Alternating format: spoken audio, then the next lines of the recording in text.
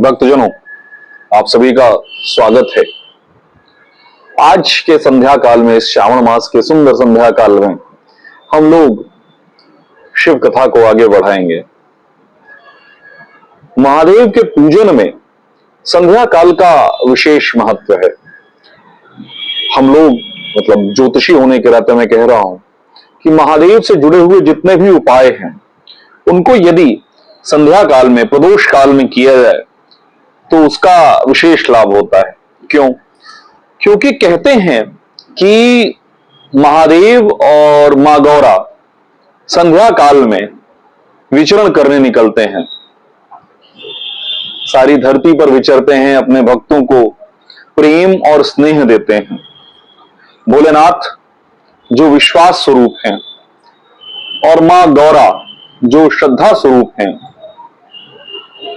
जब उनकी विशेष कृपा होती है तो हमारे जीवन की संध्या में अर्थात जीवन के अंत काल में महादेव का विश्वास उतरने लगता है और एक बार वो विश्वास हृदय में अपना स्थान बना ले तो जीवन में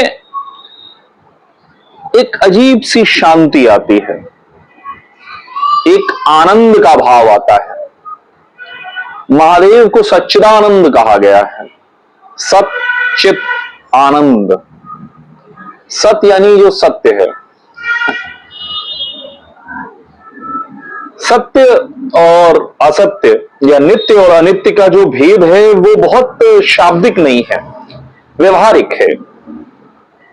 उदाहरण स्वरूप आज हम आपके समक्ष हैं। मैं दर्शन का छात्र रहा हूं तो एक और दृष्टिकोण से आपको बताऊं कि जैन मुनियों ने एक विचार दिया स्यादवाद का। स्याद नहीं, स्यादवाद का। स्याद अस्ति च नास्ति च। उसके अनुसार हम हैं भी और नहीं भी हैं।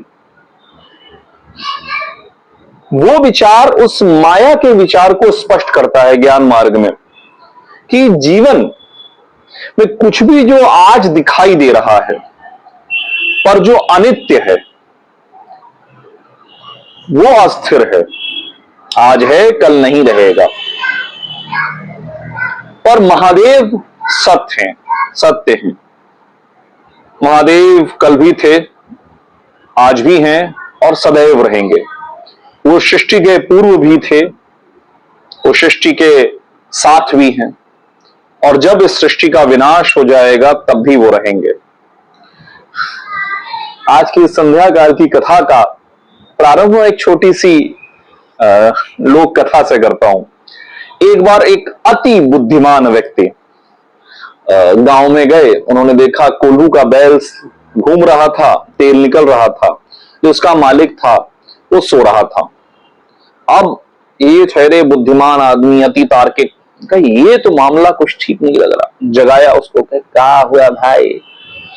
कहे ये बैलवा अपने से कैसे घूम रहा है? क्या हाँ, जब वो शुरू किए थे तो उसको मार दिए थे तो अभी चल रहा है। अच्छा, अगर बीच में रुक जाए तो? कहे उसके गले में घंटी बांधे, जब वो रुकेगा तो घंटी की आवाज आनी बंद हो जाएगी, हम उठ जाएंगे, मार देंगे, फिर चलने लगेगा। अब जो ये तार्किक महोदय थे, फिलोसोफर अति दार्शनिक, अति बुद्धिमान, इन्होंने कहा कि एक बात बताओ भाई, अगर ये खोपड़ी अपने आप हिलाता रहे टन टन टन टन टन टन टन टन तो तुम्हें कैसे पता चलेगा? तो उस किसान ने कहा कि ऐसा है प्रभु, वो बैल है, तार्किक नहीं है।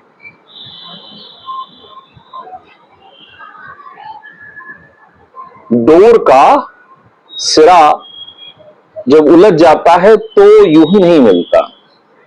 फलसफी को खुदा मिलता नहीं, डोर को सुलझा रहा है, सिरा मिलता नहीं। तो सिर्फ तर्क से सत्य को नहीं जाना जा सकता। ऐसे तर्कातीत हैं हमारे भोलेनाथ, पर वो सत्य हैं। सत्य यानी सत्य, जो था, है और रहेगा। चित है यानी शुद्ध चैतन्य स्वरूप है। उनके अस्तित्व में कहीं माया का, कहीं अज्ञान का एक अंश नहीं है। वो आनंद स्वरूप है। आनंद और सुख में भेद होता है। हम जो महसूस करते हैं नई गाड़ी खरीद के, नया पैंट पहन के, या हमारे वीडियो पे जिस तरह से आप लोगों ने लाइक किया, अच्छे अच्छे कमेंट दिए, उसको देख के ये सुख है। जैसा कि मैं अक्सर कहता हूं कि सम्मान भी एक पिंजरा है। तो भोलेनाथ इन सारे पिंजरों से परे हैं, सम्मान और अपमान के। इसीलिए आगे जब हम लोग चलेंगे और दक्ष महाराज की कथा आएगी और दक्ष अपमान कर देते हैं हमारे भोलेनाथ का, तो हमारे भोलेनाथ को कोई फर्क नहीं पड़ता, क्योंकि वो किसी के मान और अपमान से बंधे नहीं है। इसलिए वो सुख में नहीं, क्योंकि हर सुख दुख को लेकर आता है।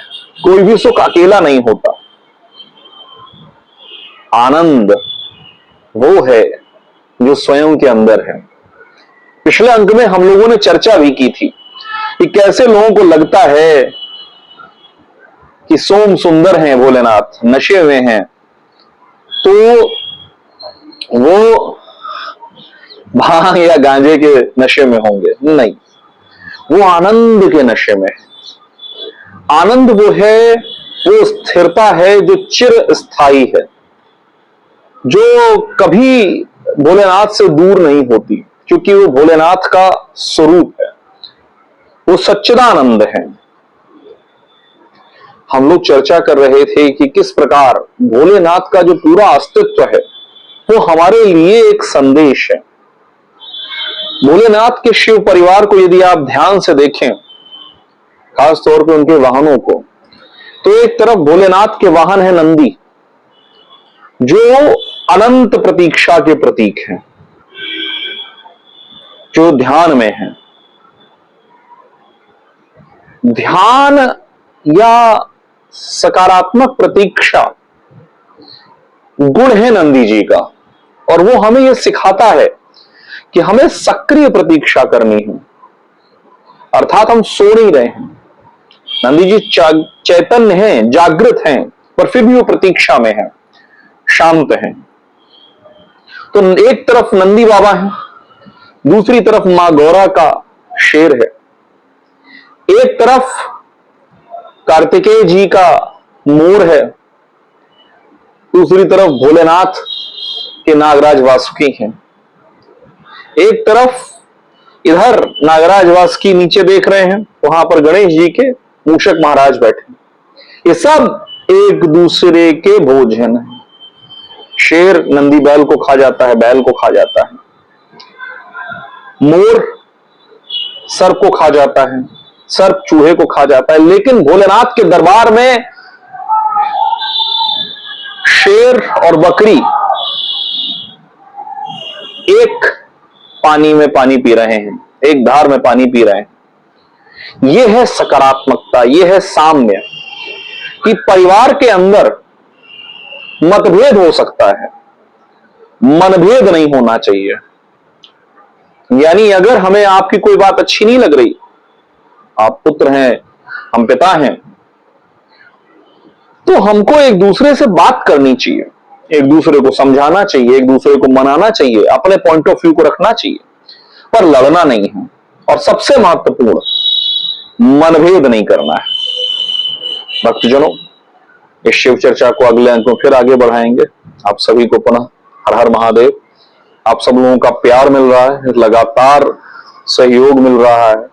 फिर से आप सभी से हाथ जोड़कर विनती कर रहा हूं कि हमारे चैनल को सब्सक्राइब करें, अपने परिवारजनों को यह कथा सुनाएं, जिससे हमें उत्साह मिलेगा कि हम सही रास्ते पर हैं। आप सभी को पुनः हर हर महादेव। शुभ रात्रि।